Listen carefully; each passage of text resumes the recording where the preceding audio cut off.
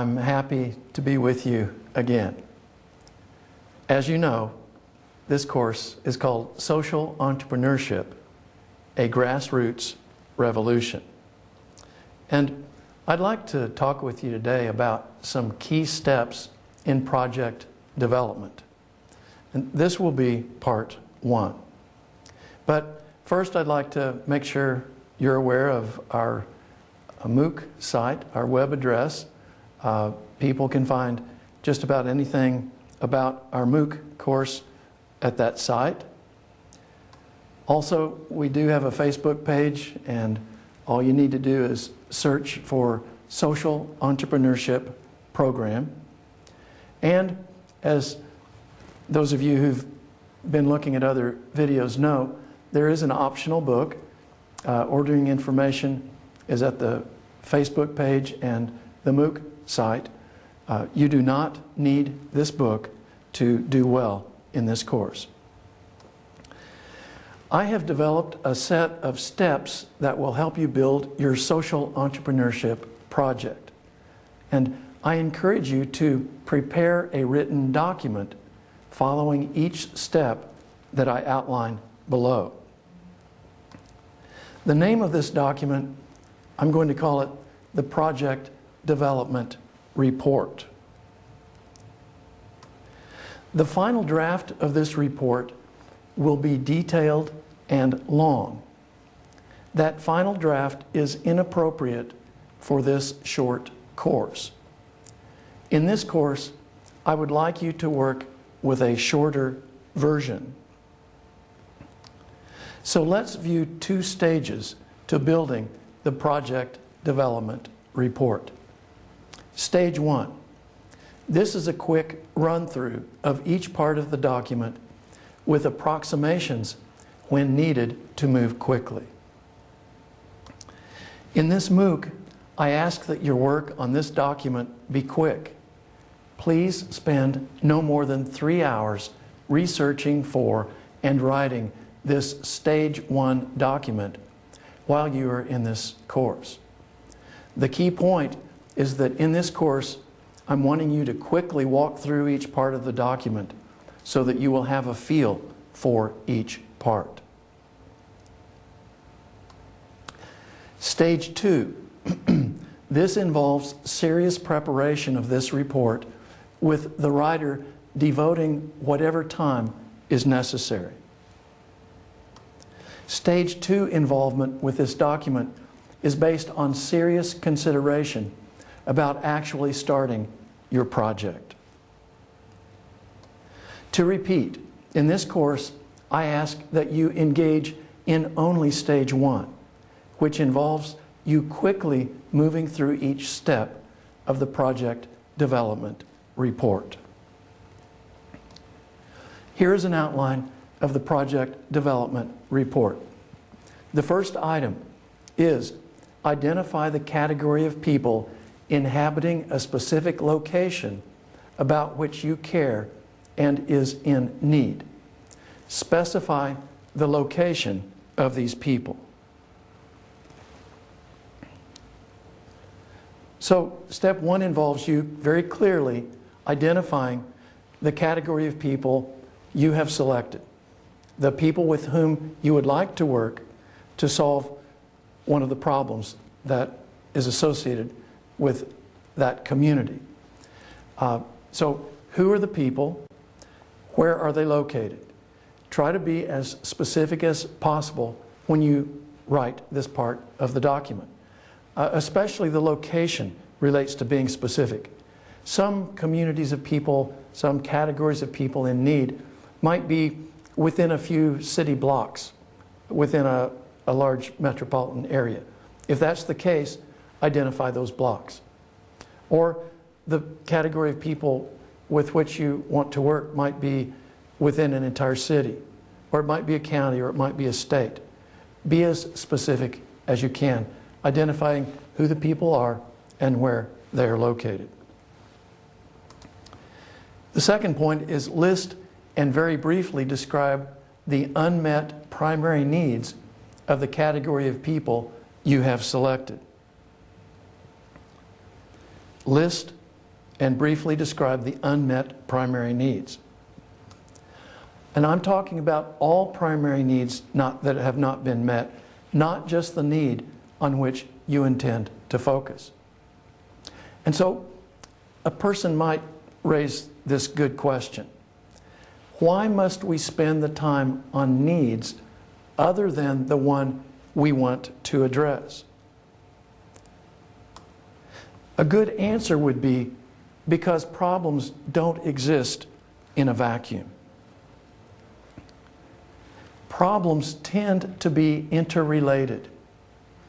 And when we try to identify, and in this written document, list and describe all of the primary problems that are unmet for this category of people with whom we want to work, we're probably going to get a better feel for the interrelatedness of problems.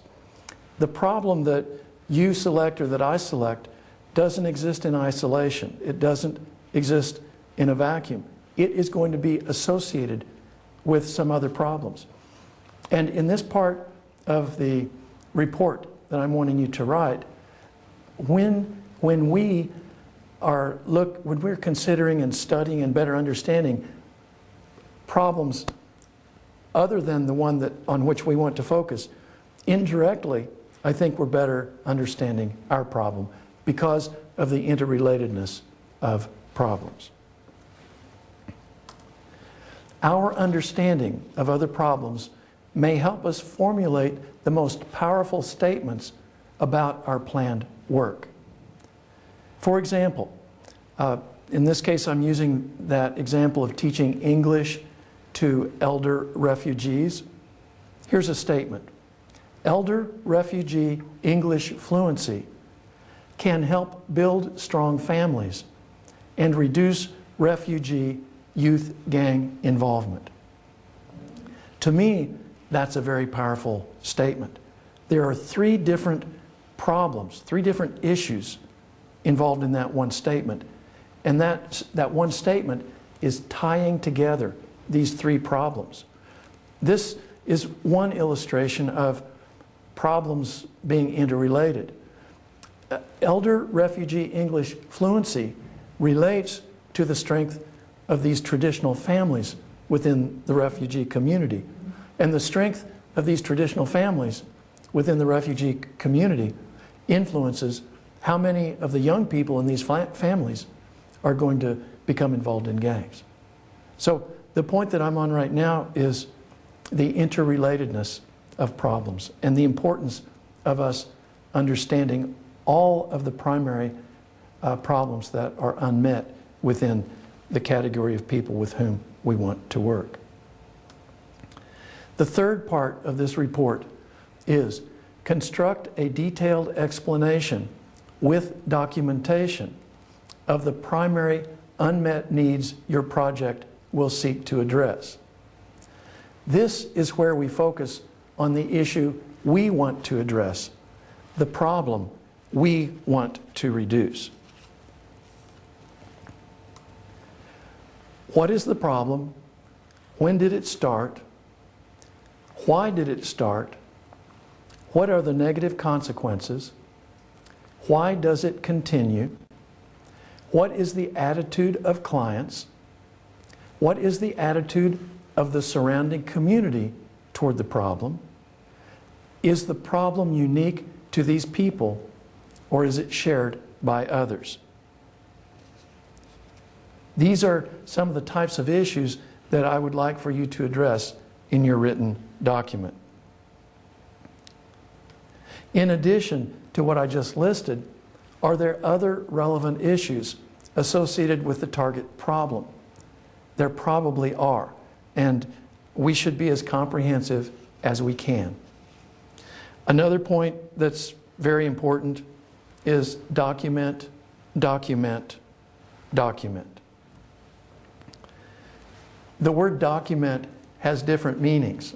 What I'm meaning here is to provide support for the statements that you make, to refer to data that either you have that you've collected yourself, for example, through needs assessments, or refer to data that other people have provided, refer to data that you've found in your reading, your research on the issue, refer to quotes, actually use quotes from people that relate to the issue you're investigating.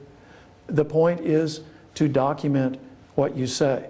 In this kind of writing and in this type of work, of social entrepreneurship work, when we are putting our ideas together into a document that we want to influence other people to support what we are doing, documentation is absolutely crucial. So please, remember this, if you don't mind. Document, document, document.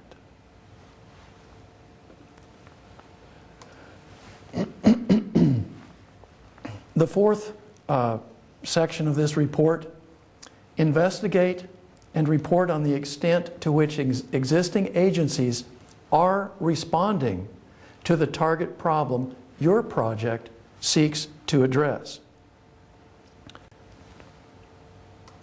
Sometimes there will be no agency response to the problem on which we want to focus, but other times there will be.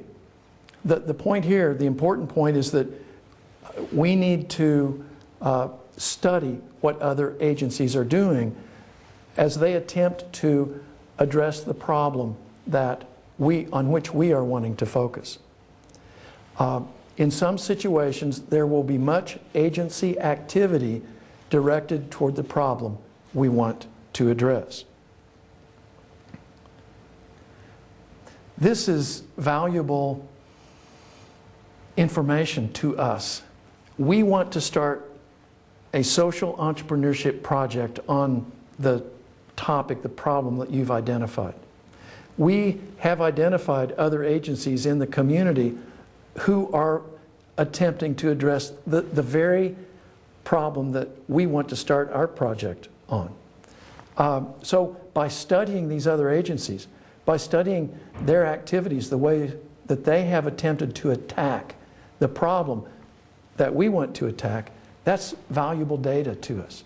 To see where they're successful, to see where they're not so successful, to see how what they are doing compares to our plan in terms of what we are wanting to do as related to this particular problem.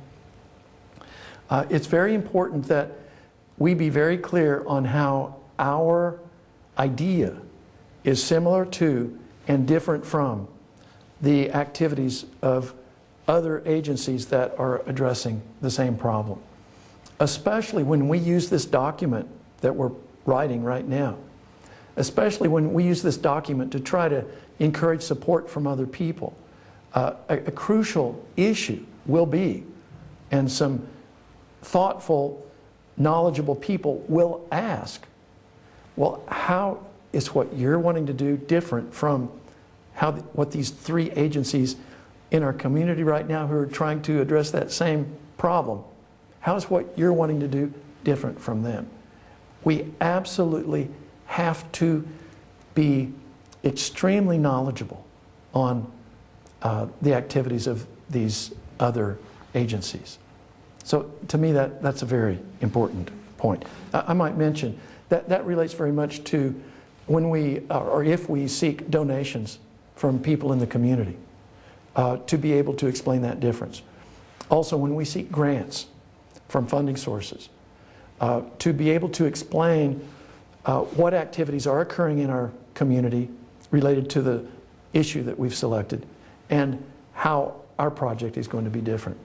Absolutely crucial information that we need to have and be able to appropriately communicate that in writing and the spoken word as well. Number 5, explain how your plan to assist is different from the work any other agency is performing. If we don't have some contribution different than work existing agencies are already doing, there is no need for our project. So this fifth item in this report is very important. It is explaining that difference. I have two examples. The first one is as follows. And this is related to that refugee English project. In contrast to existing English courses taught to elder refugees, our courses will be taught by a person fluent in both English and the primary language of the refugees.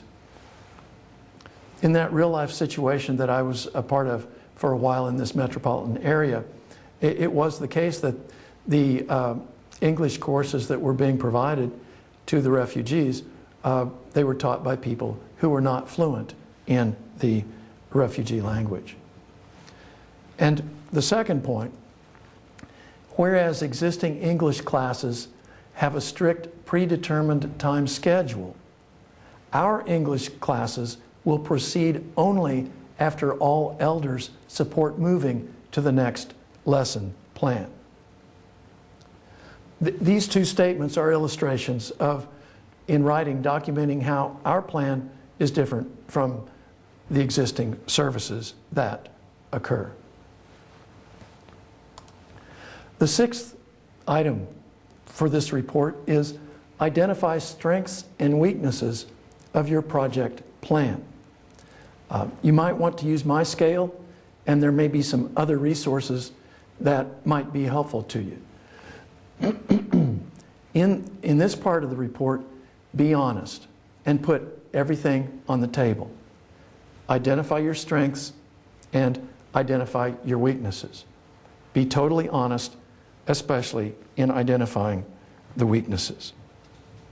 This part of the report is important to us. At this stage, when we're writing it, it is an internal document. And I encourage you, and when I'm in that situation, what I do is I focus on the weaknesses. I eat, sleep, and breathe the weaknesses in my project plan. And what I'm trying to figure out is, how can I reduce the weaknesses? How can I create better strength as related to these weak points? So invest yourself, think about it, and in this part of the report, it's very important to be totally honest. If there's some severe weaknesses, put them in the report, because right now it's an internal document, and by putting them on paper, that can help us focus and possibly improve our project idea. The eighth part of this report that I'm wanting you to write is to construct one goal and 2 or 3 objectives for your project. This issue has some detail, and I would like to wait until my next presentation to address goals and objectives. But let's quickly look at the parts of the project development report that I have presented today. Identify the people and their location. Explain all unmet needs. Explain the need on which you will focus. Explain agency work on the problem you have selected. Explain how your project plan is different from existing agency work. Identify strengths and weaknesses in your plan, and then refine and try to improve on the ideas related to your plan if possible. So the next presentation will be part 2 on this plan. I thank you very much for being here, and I look forward to returning.